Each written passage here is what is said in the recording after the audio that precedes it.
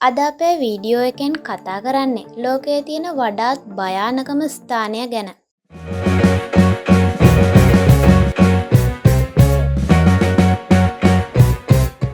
ඉල්හාඩා ක්වේමාඩා grand එහෙමත් නැත්නම් සර්පදූපත කියලා හඳුන්වන මෙම දූපත අට්ලාන්ටික් සාගරයේ බ්‍රසීලයේ වෙරළට ඔබ්බෙන් පිහිටා තියෙනවා.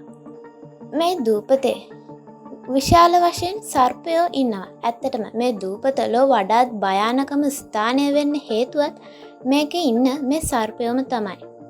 හෙක්ටයාර් 43ක පමණ කුඩා භූමි ප්‍රමාණයකින් සමන්විත මෙම දූපතේ සෞම්‍ය දේශගුණයක් පවතී. මෙම දූපතේ භූමිය පාෂාණ ස්තරවල සිට වැසි වනාන්තර දක්වා විහිදී යයි. මෙම වනාන්තර නිවර්තන වැසි වනාන්තර ගණයට අයත් වේ. ලෝ වඩාත් විෂ සහිතම පොළොන් විශේෂය වන රන්වන් ලාන්ස් හෙඩ් හෙවත් බෝත්‍රොප්ස් ඉන්සියුලරීස් යන සර්ප විශේෂයට අයත් සර්පයින් මේ දූපතේ බහුලව දැකගත හැකියි. මේ සර්පයන් යුකරියෝටා රාජධානිය චෝඩේටා වංශයට අයත් වන අතර බෝත්‍රොප්ස් කුලයේ වයිපරිඩේ පවුලට අයත් මොවුන් දැකගත හැකි වන්නේ බ්‍රසීලයේ මේ කියන සර්ප දූපතේම විතරයි. එනම් මෙම බෝත්‍රොප්ස් ඉන්සියුලරීස් සර්පයා සර්ප දූපතට ආවේනික සත්ත්ව විශේෂයක්. වසර 11,000කට පමණ පෙර මුහුදු මට්ටම ඉහළ යෑමෙන් පසු රන්වන් ලාන්ස් හෙඩ් සර්ප දූපතේ හුදකලා වූ බව සඳහන් වේ. මෙම සර්පයන් 2,000-4,000 අතර සංඛ්‍යාවක් සර්ප දූපතේ වෙසෙන බව පැවසේ. වර්ගමීටරයට සර්පයින් 1.5 අතර සංඛ්‍යාවක් සිටින බවට පුරාවෘත්තයක් පැවතියද එය සත්‍යයෙන් බොහෝ එපිට බව පර්යේෂකයින් පවසයි. මේ සර්පයාගේ භෞතික ලක්ෂණ ගත්තම සාමාන්‍යයෙන් සෙන්ටිමීටර් 70ත් සෙන්ටිමීටර් 90ත් අතර දිගකින් යුතු කහ පැහැයට හුරු රන්වන් සමක් සහිත මොවුන්ගේ දුඹුරු පැහැ පැල්ලම්ද දැකගත හැකියි. ත්‍රිකෝණාකාර ලාන්ස් හෙඩ් ඇති හිස නිසා මේ සර්ප විශේෂය ලාන්ස් හෙඩ් ලෙස හැඳින්වේ. වරකදී පැටවුන් 2-10ත් අතර ප්‍රමාණයක් බිහි කරන අතර මෙම සතුන්ගේ ආයු කාලය අවුරුදු 12 සිට අවුරුදු 15 දක්වා වේ. සර්ප දූපතේ වෙසෙන මෙම ලාන්ස් හෙඩ් සර්පයින් කුඩා උරගයින්, උභයජීවීන්, ක්ෂීරපායින් සහ විශේෂයෙන් සංක්‍රමණික පක්ෂීන් ගොදුරු කර ගනී. සැඟවී පහර දෙන මොවුන් ගොඳුරට ඉක්මනින් මරණයක් ලබා දීම සඳහා තමන්ගේ විෂ භාවිතා කරයි. බෝත්‍රොප්ස් කුලයේ අනෙක් සර්ප විශේෂවලට වඩා 3 ගුණයක සිට 5 ගුණය දක්වා ලාන්ස් හෙඩ් පොළඟුන්ගේ විෂ දරුණු සහ ශක්තිමත් වේ. මොවුන්ගේ විෂ ශරීරගත වීමෙන් දැඩි අභ්‍යන්තර රුධිර වහනය, රක්තපාත උණ, පටක මිය යාම මෙන්ම මෙහි අඩංගු ස්නායු විෂ හරහා අංශභාගය සහ හුස්ම ගැනීමේ අපහසුතාවද ඇති කරයි. තවද ලාන්ස් හෙඩ් විෂෙහි අඩංගු ෆයිබ්‍රිනොලයිටික් හරහා රුධිරය කැටි ගැසීම වළක්වන අතර එය අධික රුධිර වහනයකට හේතු වේ. එසේම මෙහි අන්තර්ගත ප්‍රෝට්‍රියෝලයිටික් එන්සයිමය හරහා ශරීරයේ ප්‍රෝටීන් බිඳ දමන අතර එය වේගවත් මරණයකට මන් පාදයි.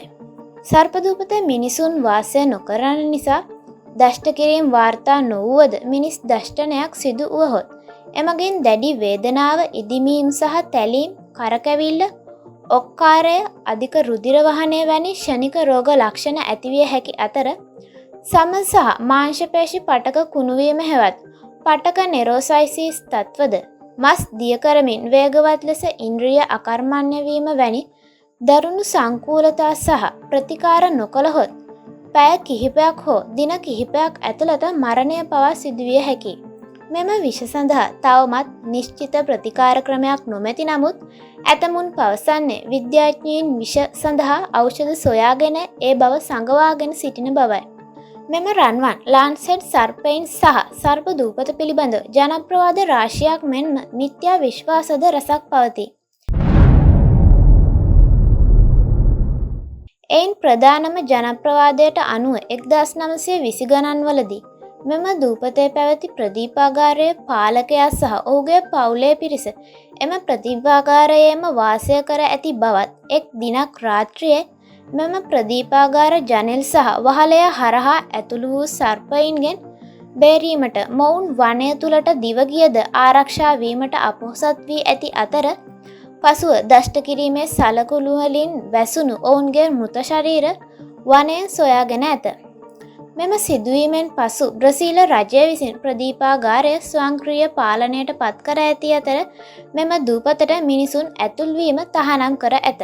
තවත් ජනප්‍රවාදයකට අනුව සියවස් ගණනාවකට පෙර මුහුදු කොල්ලකරුවන් විසින් මෙම දූපතේ නිධානයක් සඟවා දූපතට කිසිවෙකුගේ ඇතුල්වීම වැළැක්වීමට මෙම සර්පයින් දූපතට මුදා හැරි බවයි සඳහන් වෙන්නේ.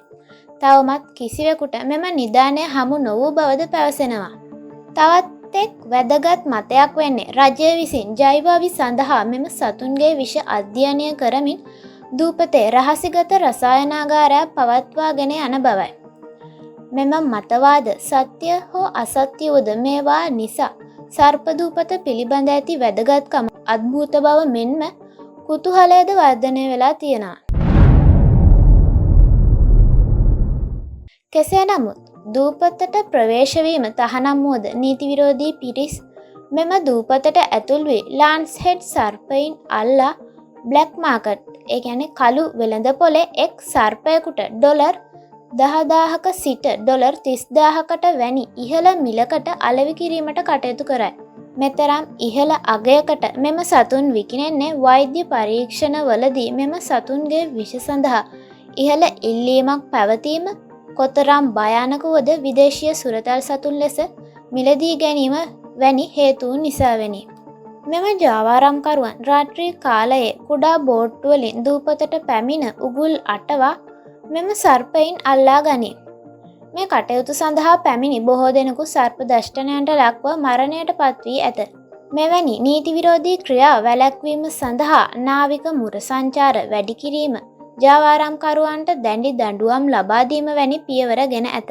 මිනිස් ඇතුළුවීම සඳහා අවසර හිමි නොවුවද බ්‍රසීලියානු නාවික හමුදාව සහ බ්‍රසීලියානු ෆෙඩරල් සංරක්ෂණ ඒකකය වන චිකෝ මෙන්ඩිස් ආයතනයන් විසින් පරීක්ෂා කර තෝරාගත් පර්යේෂකයන්ට පමණක් දැඩි ආරක්ෂක විධිවිධාන සහ සීමා කිරීම් යටතේ දූපතට ඇතුල්වීමේ අවස්ථාව හිමි වී තිබේ. විභව වෛද්‍ය විද්‍යාවේ පර්යේෂණවලදී මේ රන්වන් ලාන්ස් හෙඩ් සතුන්ගේ විෂ භාවිතයට අරගෙන තියෙනවා.